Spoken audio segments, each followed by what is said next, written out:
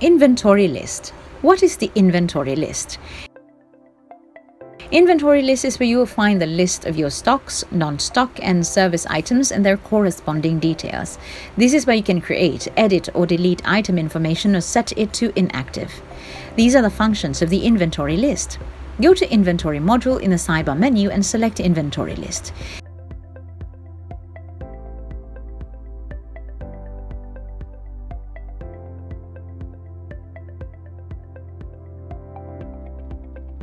In the inventory list window, you will notice the following.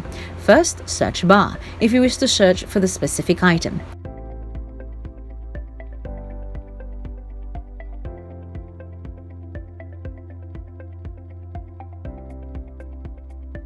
Second, advanced filter, if you wish to display item information by group or by item's common information.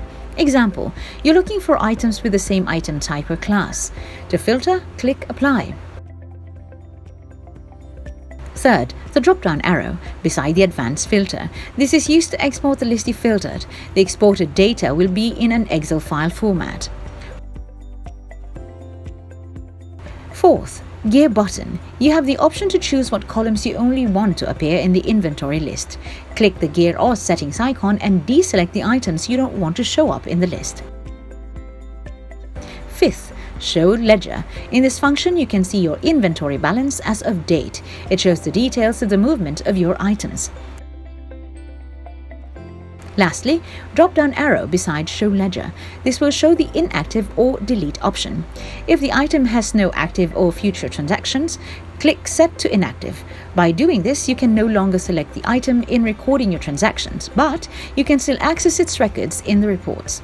On the other hand, click delete if you wish to delete a certain item. However, please note that you cannot delete an item when it has an existing transaction. If you have activated the price restrictions in the inventory general settings, an additional option in the drop-down arrow beside the show ledger will be available where you can set SRP restrictions.